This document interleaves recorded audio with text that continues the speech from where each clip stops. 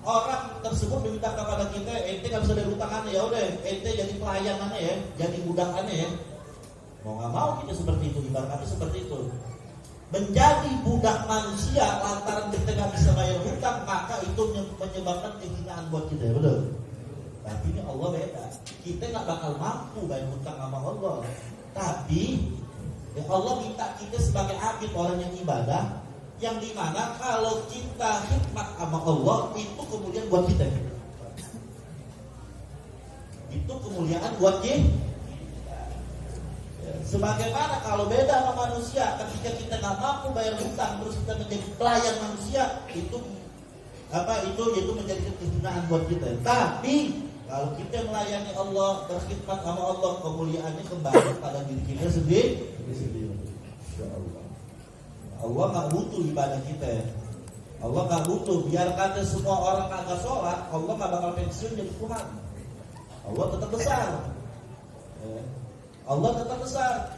Maka dari itu inilah ya, makanya diumpamakan ya, ini seperti diumpamakan iblis itu mengakui Allah penciptanya. Iblis mengakui Allah yang maha pencipta, Allah maha besar. Iblis mengakui, tapi iblis nggak mau tunduk pada perintah Allah. Iblis nggak mau tunduk kepada perintah Allah. Tadi Habib Alwi bahas, malaikat semua tunduk kepada perintah Allah untuk sujud kepada Nabi Adam, kecuali iblis. Iblis bukan kamu sujud. Iblis tuh kalau kita lihat, iblis dia sujud sama Allah, tapi dia nggak mau sujud sama Nabi Adam karena dia membangkang perintah Allah. Karena ada kesombongan dalam dirinya. Karena ada kesombongannya. Ya. Kenapa ini sombong? Akhirnya dengan sombong dia melanggar perintah Allah. Dia melanggar perintah Allah. Sekarang kita kalau kita merenung andai kata Allah perintahkan kita untuk sujud sama pohon, andai kata kita sujud apa enggak? Sujud. Kenapa kita sujud? Karena kita tunduk terhadap perintah Allah. Iblis nggak mau tunduk terhadap perintah Allah. Kalau ditanya iblis, kalau sujud sama Allah dia sujud. Kalau ditanya Allah yang menciptakan, dia ngakuin Allah menciptakan. Nah, yang aneh ini manusia. Manusia berarti lebih parah dari iblis. Disuruh sujud sama Allah kagak mau, kan kebangetan, betul apa enggak? Lebih parah mana sama iblis nih kalau begini. Ini nih. Lalu Imam Ibn Athaillah mengatakan bahwasanya wa anta tamhaqu sa'ati fi mukhalafatihi, maka engkau amat merugi ya, kau hancurkan waktu-waktu kau di dalam menyimpang dari perintah-perintah Allah Subhanahu wa taala. Ya, menyimpang dari perintah Allah Subhanahu wa taala. Fama mitaluka illa kal hidati tatufu 'alal jifah haitsuma wajadatha in haddat 'alaiha balqun an-nahlati saghirun jirmuha azimatun himmatuha tajni thayyiban wa tadau thayyiban. Imam Ibn Athaillah memberikan permisalan kepada kita. Jangan kita seperti kayak burung elang. Burung elang itu dia tahu ada mangsanya. Ya, mangsanya walaupun bangkit juga disantap sama burung elang. Ya, walaupun burung elang itu gede, walaupun burung elang itu bisa terbang tinggi, tapi bangkit juga dimakan, kan begitu. Beda sama lebah. Lebah walaupun badannya kecil, tapi yang dihasilkan manis. Yang dihasilkan juga manis, dan setiap dia memprok di suatu dahan pohon, maka itu menghasilkan juga yang manis, Bapak. Itu maksudnya apa? Maksudnya jadilah kita yaitu orang-orang ya, jangan cuma kita ini merasa hebat, merasa besar, ya, merasa bisa tinggi kayak elang, tapi ujung-ujungnya bangkai kita makan. Artinya ujung-ujungnya kita jauh dari Allah Subhanahu wa taala. Ujung-ujungnya kita menzalimi orang lain. Ujung-ujungnya kita gak mau tunduk pada perintah Allah. Maka jadilah lebah walaupun kecil, tapi dimanapun berada meninggalkan yang manis dan mengeluarkan yang manis juga. Lebah begitu.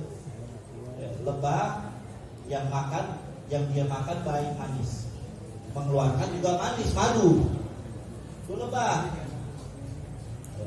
Lebah setiap dia hinggap di pohon, itu pohon gak bakal patah. Nah, kita juga begitu. Yang keluar dari mulut kita yang manis, jangan menghina orang lain, jangan menghina orang lain, jangan menfitnah orang lain. Dan dimanapun kita berada juga jadi yang manis kayak lebah. Tapi lebah ada uniknya. Lebah nggak mengganggu, tapi kalau diganggu, ente dikejar, ditangkap di mana aja. Betul apa enggak? Betul. Ini maksudnya apa? Ketika kita dizolimin, ketika apalagi agama kita dihina, maka bagaimana lebah yaitu nggak bakal mundur mencari orang-orang yang mengganggunya. Artinya kita juga seperti itu. Ya, bagaimana yaitu kita yang ketika mungkin ada orang yang mengusik agama kita, ada orang yang mengusik syariat kita, mengusik agama kita nggak pernah usik. Tapi ketika ada orang yang mengusik agama kita, maka kita, orang besar bilang apa ya? Kalau bilang ikan teri, ikan bawal, lu beli gue Barang. Tapi lebah tidak membuat rusuh. Ya, tapi lebah jangan coba-coba diganggu, betul atau tidak? Betul. Apa ya? Kesimpulannya kita ambil satu dari nasihat Imam Ibn Athaillah, jangan kita meremehkan dosa-dosa kecil. Yang kedua, ya, jangan kita nggak bersyukur kepada Allah Subhanahu Wa Taala. Ya, artinya kita malu banget sama Allah. Allah udah berikan kita segala macam, kita pakai buat maksiat. Ya, naudzubillah min dzalik. Ya. Ada orang pembantu kita beli motor, gunanya buat jemput anak sekolah kita, tahu-tahu dibuat pacaran. Gimana itu rasanya? Kita juga begitu kepada Allah Subhanahu Wa Taala. Yang ketiga, ya, janganlah kita merasa besar, tapi besar kita nggak ada di sini, bangke dimakan juga. Ya, kan? Artinya merasa hebat, punya jabatan, merasa hebat, punya pangkat, merasa hebat, punya uang, tapi perbuatan maksiat dikerjakan juga. Naudzubillah min dzalik. Maka dari itu kita bersihkan hati kita. Jangan kita sombong merasa paling benar, jangan kita merasa paling hebat, jangan kita merasa yaitu apa yang kita punya ini paling hebat. Karena kenapa? Iblis dilaknat sama Allah karena dengan kesombongan. Orang kalau dia sombong, ya, maka Allah kunci hatinya. Kalau Allah udah kunci hatinya, kebenaran nggak bakal dia lihat. Khatamallahu ala qulubihim wa ala sam'ihim wa ala absarihim. Kami kunci hati mereka, pendengaran mereka, penglihatan mereka. Kalau udah Allah kunci, siapapun yang nasihatin kita, walaupun kita tahu ilmu, tapi ilmunya tersebut tidak menuntun kita ke jalan Allah, tapi menuntun kita ke jalan kemaksiatan. Naudzubillah min dzalik. Nah, makanya ini semua yang terpenting dari akhlak. Kenapa kita rusak sekarang? Kenapa umat Islam rusak? Karena jauh dari akhlak.